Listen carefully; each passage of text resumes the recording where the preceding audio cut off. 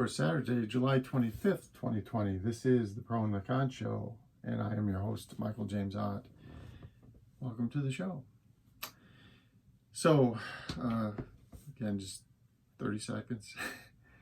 Purpose of the show, we got to be open, we got to be better citizens. Part of that is listening to, the amalgam of the data, the amalgam of the information around the issues that face us, the pro and the con, the good and the bad, the for and against. We've got to ferret that out, which means listening to multiple sources, like our neighbors, and like the different sources that are on the internet and television and whatnot, and taking the time.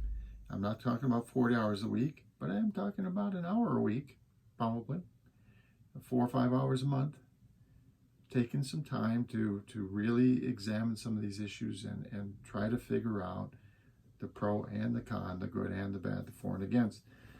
Today, I wanted today's show is called Lucky, and I want to talk about that in the context of this citizen statesman thing that I'm promoting. But let me just say, periodically, when my siblings and I or my family get together or whatever, we'll talk about all kinds of things like families do, right? And it can be sports, it can be weather, it can be, illnesses in the family, all kinds of stuff, right?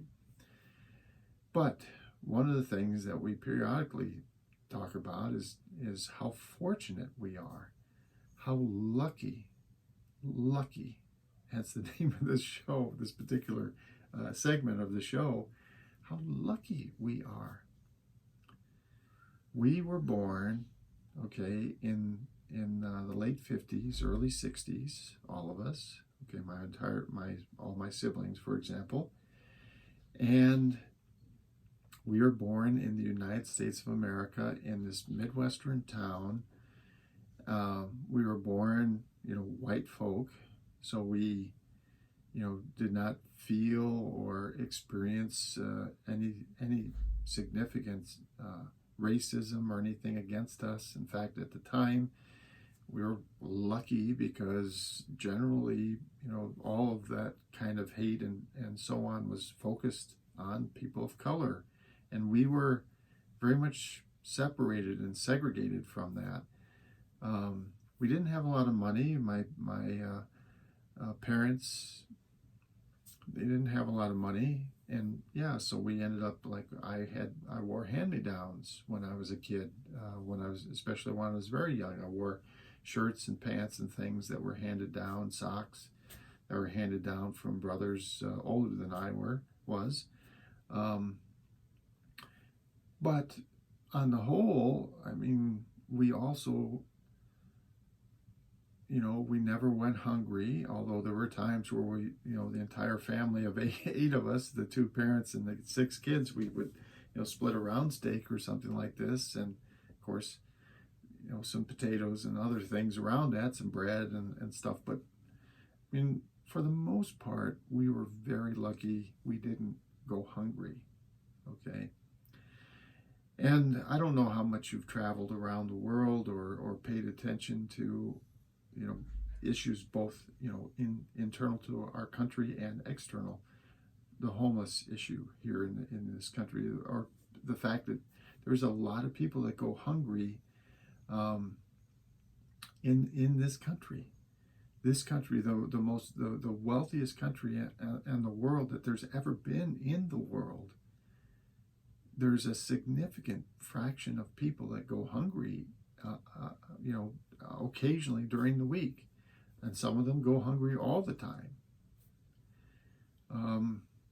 And so, one of the things, but then if you compare, let me finish the point though about how lucky we are in general here in the United States.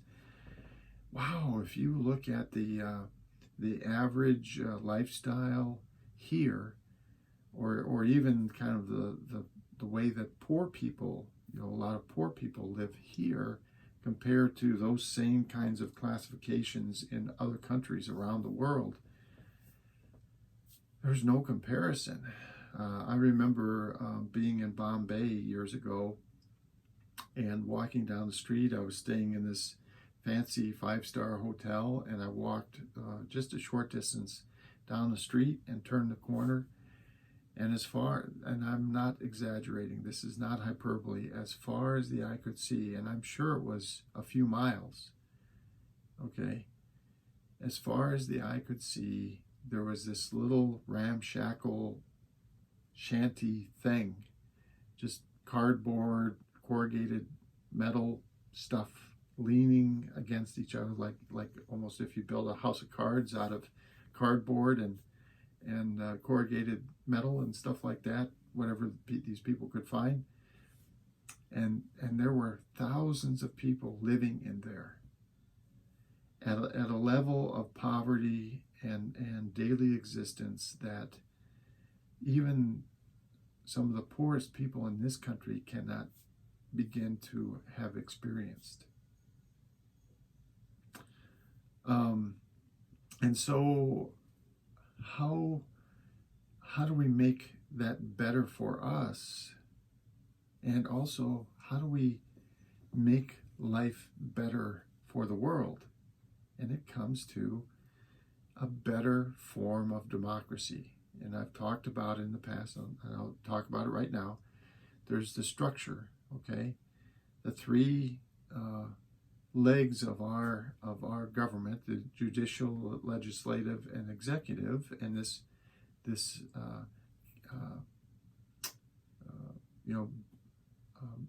way of balancing these three branches of our government, so that they kind of keep each other in check. It's proven itself to be very, very robust, because we've had some of the crappiest people you can imagine in some of these positions, and many times in many positions at one time, some of the worst people. And yet the government, this structure that was a miracle and really an experiment that folks in Philadelphia back in the 1780s, they said, well, this is our best shot. This is what we're going to try to do. We're going to form this government with these checks and balances. And it is shown to be very robust. But where we're failing ourselves is, how do we get better people in it? Because as soon as you have this government filled with excellent people that are doing their job, which is taking care of the citizenry, focused on us and not on themselves, and growing their own personal wealth, just imagine how great this country would be. And then just think of, if we establish that structure with those great people, citizen statesmen, in those positions, instead of the crappy people that we put in there now, and that is going to flourish unbelievably well, and that will become the model that many people around the world will look to, because it's a model that's easily implemented, because you can just do the citizen statesman thing. So if you're in a country, and I'm just going to say there's a country that's had considerable strife and multiple revolutions and stuff like that, it's because you keep getting these horrific people coming into power.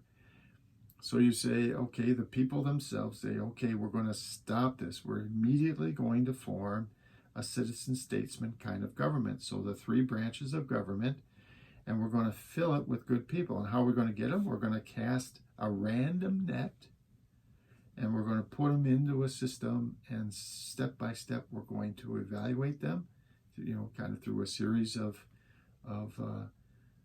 sieves, if you will, of evaluations, and the people that are we judge to be better and better, we're going to put them in to these positions in our government, and they're going to stay there, but they're only going to stay there for a few years, and then they're done. It's mandatory. They can only stay for a few years, and there'll be all kinds of growing pains with that, but I guarantee you it will be infinitely better, and it will last and flourish because you'll have dedicated people that know that they're there for the people themselves, and they'll do their jobs for a few years, and then they're gone.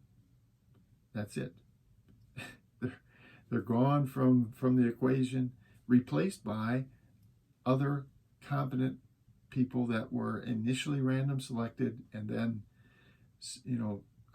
through a series of evaluations, ultimately selected for these positions in this structure. And so it won't just be a kid that grew up in Grand Ridge, Illinois, that's lucky enough to live the life that I've lived. It'll be millions and millions of people throughout this country, and billions and billions of people around the world. It won't be luck anymore. It will be the norm. For the Pro and Con Show, I am Michael James Ott. Thanks for watching. Until the next show, bye for now.